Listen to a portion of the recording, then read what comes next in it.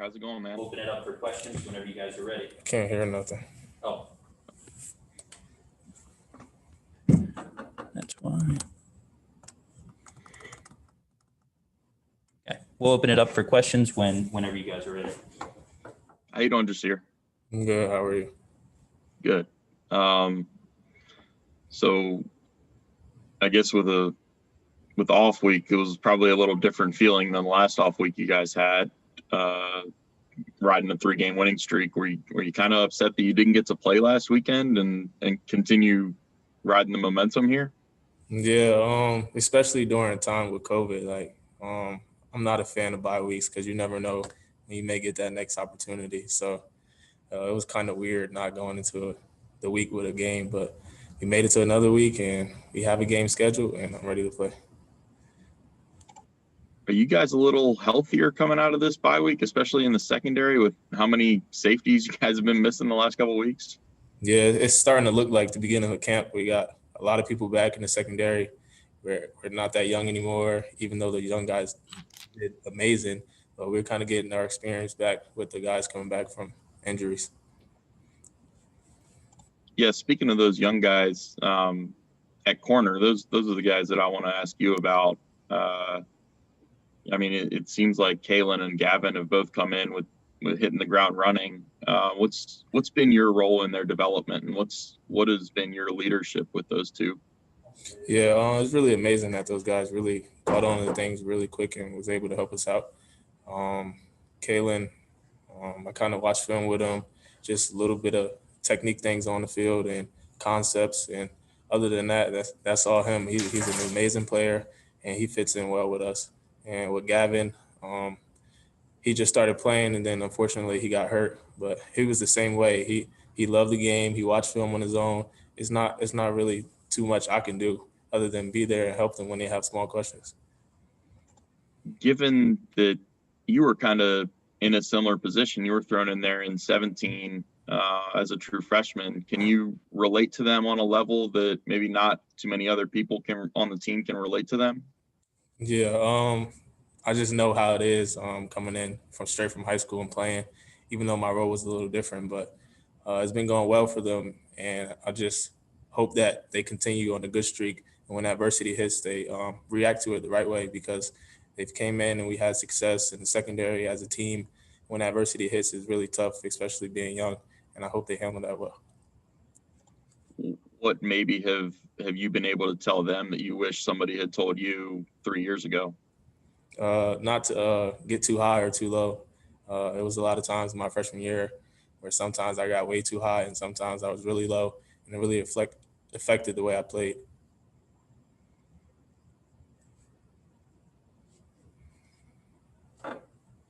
Jasir, overall, how happy are you with the way the secondary's been playing? I mean, the way you guys have been getting interceptions, you got to be pretty happy. Yeah, it's really exciting to see, especially a lot of people doubted our secondary coming in, rightfully so, that we had no experience other than me. It's just amazing to see that we're taking away the ball. We're doing more than our job. We're making plays and changing the game. How do you keep that going? I know kind of asked you, what did you tell the young guys that you wish you would have known, but is that the main reason or the main thing that you kind of speak to them so that you can kind of keep that momentum going the rest of the season? Can you rephrase that for me? Just kind of, what do you say to them to kind of keep that momentum going from the young guys? I just keep on them. A lot of people, usually when you get success, leaders or people kind of work on other people and leave them behind because they're having early success. But I just try my best to keep on them, make sure that they understand that they got to come to work each day just to have the outcomes that we've been having recently.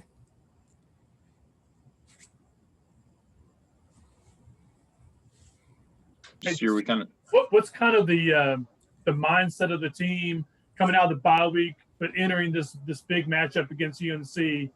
They're like a 16-point favorite against you guys. Does that kind of surprise you? Not really. We're always the underdogs coming into games like this, so we're kind of used to it, and we like that role. Keep picking us to lose. It's fine with us. If we do what we got to do each week, we'll win each week.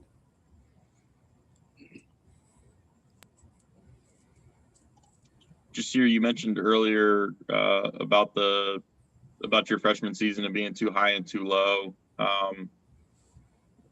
Watching you for 4 years, one of the things I've been impressed by is your confidence and where it's gotten to this year. What's been behind that? Is it coaching? Is it you not getting too down on yourself at times? Like what's been the journey for you?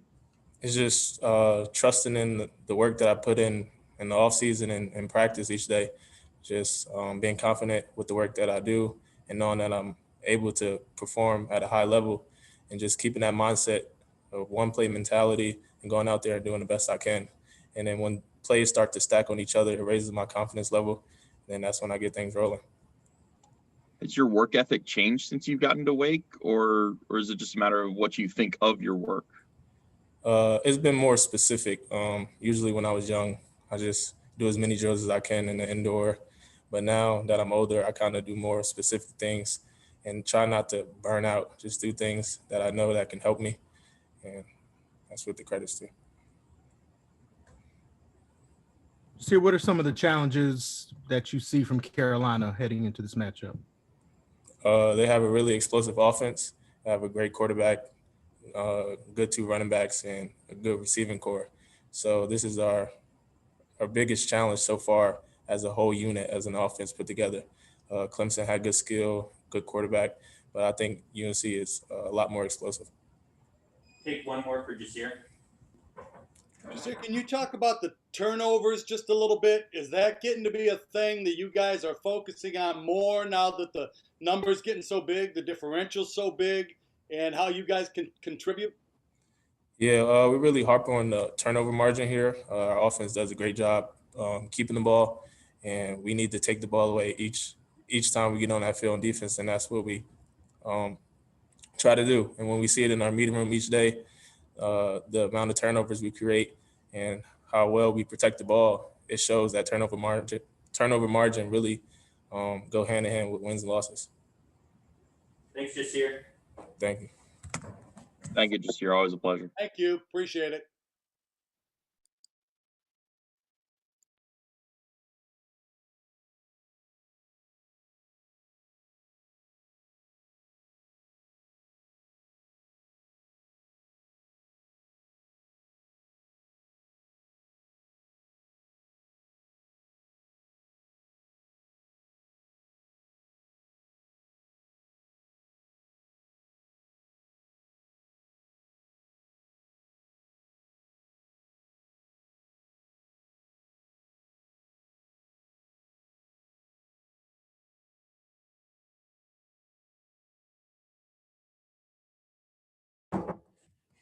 Next, we'll have Sam Hartman. Just want to make sure everybody is good to record now.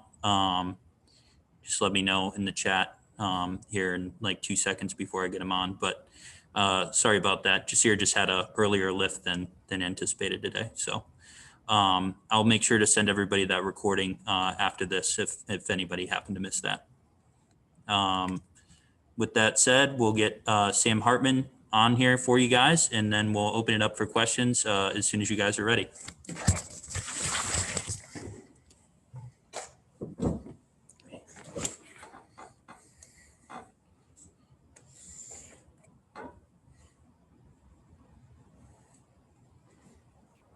Hey, Sam, how's it going? What's up? What's been the key so far this season to not turning the ball over as an offense? And then how do you kind of keep that going through the rest of the season? I mean, I think it's just all around, right? We do a lot of ball security drills, like every practice. That's an emphasis, and it really is just the guys making plays on throws. You know, there's a couple high balls here and there, and they go up and get it and breaking up anything that's close. But it really nothing too crazy. We just being smart, but it really just like the emphasis from our coaches and practice, you just kind of carries over into the game, and you know.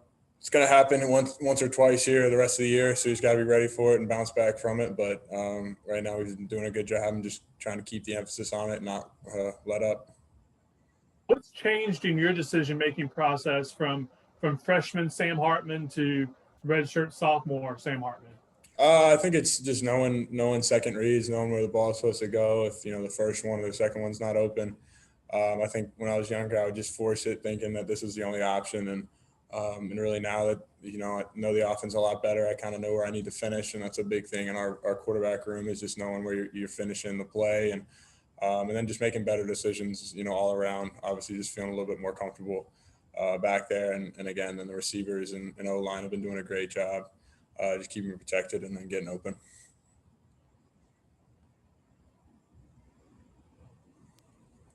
Sam, can you speak to a little bit about Jacory?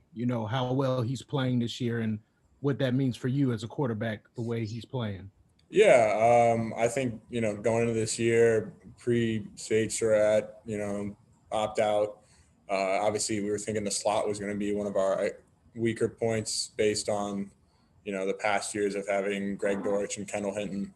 And he's really stepped up. I think he took it out of the challenge that people kind of were overlooking him in the, grand schemes of things. And I think that, it's just impressive because he's worked so hard and, he's kind of sat back and had to play the second or the third slot for a lot of the, his whole career here. And, he just waited for his opportunity, and he's obviously taken full advantage of it. And, he's a great leader, just very, very stoic in everything he does, very composed. And it's just, proud of him because over quarantine we worked a lot together, and it's just cool to see it, kind of come to fruition. The running game has been very well, obviously, this year for you guys. How good are they for you? I mean, for you as a quarterback, Kenneth Walker and Christian Beal, the way they're running the ball and the way you guys are producing on the ground. Yeah, it's awesome, right? Like you said, they've been doing a really good job, and they're just really good guys, right? I mean, all across the board, just on the offensive side and defensive side, but offense I'm working with a lot or all the time. Those guys, I mean, they're just two really cool guys that, the moment never gets too big, and honestly, they take the moment and really make it small. Like you look at Kenny's run against Virginia, right? Just kind of put the team on his back and went 80 yards, and Beal, right, just toting it and take hits and gets right back up. And, it's just it's kind of like our MO as a Wake Forest, team, and then our offense of just, guys that are, just can take hits and run hard. And they're selfless in their acts, right? They're, they get carries or they don't get carries. They're still the same guys, and they pass protect. And it's just it's a fun feeling when you got a guy next to you that, is going to, go to war for you, and they know that I'll do the same for them. Sam, speaking of that, what makes I don't know if it's the heavy deke or the wild deke, but the direct snaps to Kenneth and Christian with you either lined up, split out, or on the sideline. What makes that so effective in the offense? I mean, obviously we're putting extra guys in the box to block, and those guys are so patient and so explosive that they'll be sitting in the backfield for whatever, a couple steps and then burst out. And by the time that, the defense recognizes where that guy is, he's already down the field. And then, up front, obviously they just gives them a chance really to kind of just, play just, downhill football instead of our normal stuff. So it's really just all around, the explosive combined with guys just being able to, put their nose down and go. And then how much begging have you been doing to be able to run a route and catch a pass from Christian or Kenny? I've done a little bit, but I know it'll come, I guess, at some point, or it won't. So we'll see. But as of now, there might be one or two here and there, but I guess I got to see who can throw the best. That extra weight's not going to slow you down running a pass pattern? I don't know. You watch the tape. We'll see, I guess. I don't know. I feel like I've been moving all right. We all made a big deal of the extra weight and how much you had bulked up and strengthened up. How's your weight doing? How's your body feeling? Did the time off help you rest and recuperate, and how are you feeling? Yeah, I mean, it's the week, like 7, 8. I don't know. I feel like it's week. We really start in July of just kind of the process. So, I feel good. These bye weeks help a lot, right? You're just not playing a full game, which is really nice. But obviously we're pushing, because we got to kind of make up the conditioning and really the missed reps of being off a week. But no, I feel good. The weight's still there, and I've got hit a couple times here and there, but nothing too crazy. So we're just trying to, be smart and not take any really dumb hits. Like I'll take dumb hits, but I won't try and take really dumb hits. So, but no, I feel good and, just excited to get back out there and play ball. Thanks. Did you ever catch a pass for Oceanside or for Davidson Day? I actually did. I'm 1 for 1 for like 10 yards. We had one play at Oceanside. I think my receiver was kind of paying me back for like all the bad throws, I guess, because he just threw it up and I basically got flipped. I caught it, but it was only like 8 yards. So I'm 1 for 1 right now, my completion percentage or reception percentage. What's the difference between a dumb hit and a really dumb hit? I would say a really dumb hit was like Virginia Tech, and like a dumb hit would have been like Clemson. So Are those specific plays or just taking a hit in general against Clemson? That specific, probably just the last play was dumb. I could have thrown it or something. Yeah. But no, I didn't. I mean, the other ones were fine. It was just making plays. Sam, looking at Carolina's defense, what are some of the biggest challenges that they might present the offense? Yeah, I mean, obviously, everybody on that team's, high star recruits and big time name players, and they got some really good players. Like, secondary's great, and got some good guys up front, right? Obviously, Chaz, a great player. The middle linebacker's good, and they're all around. They're going to be just talented football players, and they got a good D coordinator, bring some exotic blitzes and run some different coverages, and but we just play our ball. We'll be good, and but again, they're going to make plays, and really our big key this week is like always is just staying level and staying even keel throughout the whole game, and never getting too high, never getting too low is really how we try and approach it, and it's worked so far. Sam, we talked in the offseason about you and Sam Howell having a little bit of a relationship, both being 704 guys. I'm curious if you talked to him at all in the last 2 months, or if it's just kind of been head down on the grindstone since the season started.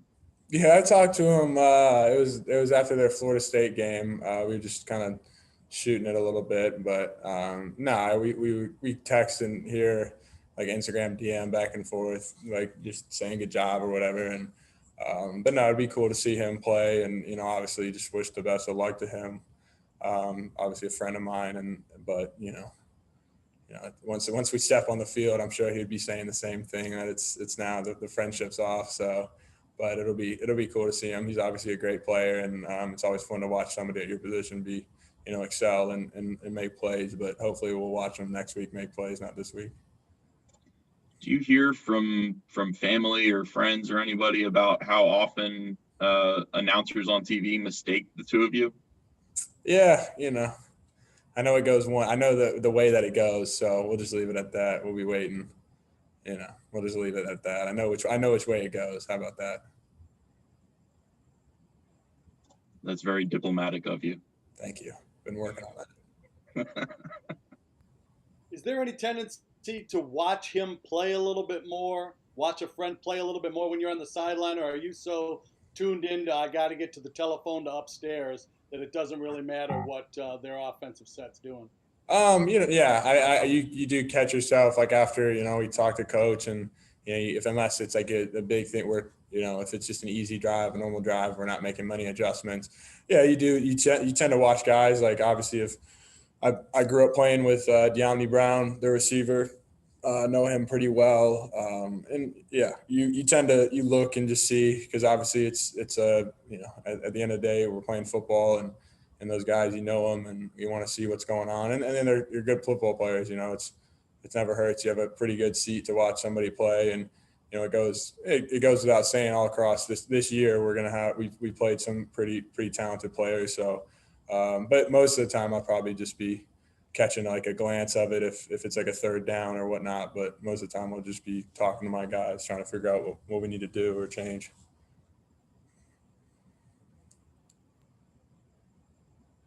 Anything else for Sam? All good. All right. Thanks, guys. Yeah. Appreciate it, boys. Thanks, Sam. Yeah. Thanks, Sam. And I just got a text from Donovan, and we're gonna reschedule him to potentially the same time as Chase this afternoon. So I will update you guys obviously when we talk in a little over an hour.